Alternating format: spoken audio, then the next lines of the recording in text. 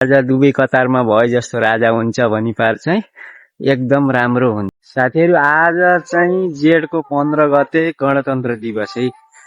आज चाहिँ सायद गणतन्त्रको अन्तिम दिन पनि हुन सक्यो के।